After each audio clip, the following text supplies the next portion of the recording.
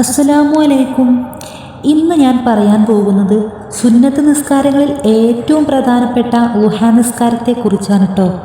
ളുഹാ നിസ്കാരത്തിൻ്റെ സമയം തുടങ്ങുന്നത് സൂര്യൻ ഉദിച്ച് 20 മിനിറ്റിന് ശേഷം മുതൽ ളുഹർ ബാങ്ക് കൊടുക്കുന്നത് വരെയാണ്.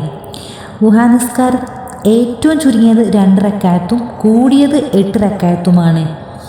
ഇതിൽ ഓതാവുന്ന സൂറത്തുകൾ സൂറത്തുൽ ഷംസ്, സൂറത്തുൽ ളുഹ, സൂറത്തുൽ കാഫിറൂൻ, സൂറത്തുൽ ഇഖ്ലാസ്.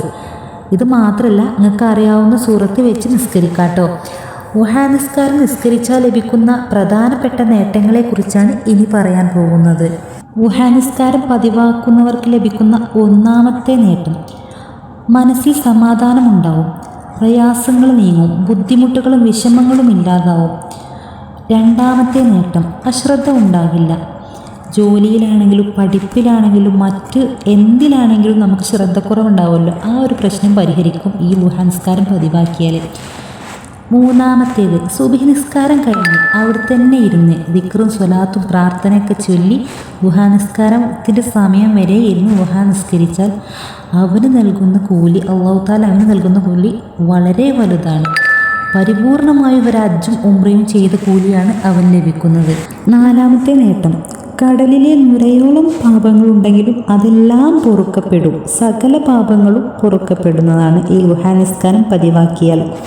5, ളുഹാ നിസ്കാര സമയത്ത് തസ്ബീഹ് ചൊല്ലിയാൽ അല്ലെങ്കിൽ ആരെങ്കിലും അല്ലാഹുവിനെ സ്തുതിച്ചാൽ അവന് നരകത്തിൽ നിന്ന് മോചനം ലഭിക്കുന്നതാണ്. ആറാമത്തെ നേട്ടം വളരെ പ്രത്യേകതയുള്ള ഒന്നാണ്. സ്വർഗത്തിൽ ളുഹ എന്ന പേരിൽ ഒരു കവാടമുണ്ട്. അന്ത്യനാളിൽ ഒരാൾ വിളിച്ചു പറയും, ളുഹാ നിസ്കാരം പതിവാക്കിയവർ എവിടെ? ഈ കവാടം അവർക്കുള്ളതാണ്, ഇതിലൂടെ സ്വർഗത്തിലേക്ക് പ്രവേശിക്കൂ. ഏഴാമത്തേത്, നമ്മൾ ദിവസവും 360 രൂപ സ്വതക്ക കൊടുക്കണം. അല്ലെങ്കിൽ 360 അൽഹംദുലില്ലാ, 360 സുബ്ഹാനല്ലാഹ്, അല്ലെങ്കിൽ 360-ന് തുല്യമായ എന്തെങ്കിലും സ്വതക്ക കൊടുക്കുക. അത് എന്തുകൊണ്ടെന്നാൽ നമ്മുടെ ശരീരത്തിൽ 360 ജോയിൻറ്റുകളുണ്ട്. അതുകൊണ്ടാണ് നമുക്ക് നടക്കാനും ഇരിക്കാനും വളയാനും എല്ലാം സാധിക്കുന്നത്. എന്നാൽ ഈ 360 സ്വതക്ക കൊടുക്കുന്നതിന് പകരം ളുഹാ നിസ്കരിച്ചാൽ മതി, അത് വീടുന്നതാണ്. എട്ടാമത്തേത്, ശരീരവേദനക്കുള്ള ഒരു മരുന്നാണ് ളുഹാ നിസ്കാരം. നമ്മളിൽ പലർക്കും കാലുവേദന, ഊരുവേദന, മുട്ടുവേദന, പുറം വേദന, അങ്ങനെ പല വേദനകളുമുണ്ട്. ഇതിനൊക്കെയുള്ള ഒരു മരുന്നാണ് ളുഹാ നിസ്കാരം. ളുഹാ നിസ്കാരം പതിവാക്കുന്നവർക്ക് ഇതിൽ നിന്നൊക്കെ ആശ്വാസം ലഭിക്കുന്നതാണ്. 9, ളുഹാ നിസ്കാരം പതിവാക്കുന്നത് കൊണ്ട് നമ്മളുടെ ഏത് ആഗ്രഹവും സാധിക്കും. എന്ത് ആഗ്രഹമാണെങ്കിലും, എത്ര വലിയ ആഗ്രഹങ്ങളാണെങ്കിലും നമുക്ക് നേടാൻ കഴിയും. സകല പ്രയാസങ്ങളും നീങ്ങും, സകല വിഷമങ്ങളും നീങ്ങും. എങ്ങനെയാണെന്നറിയോ?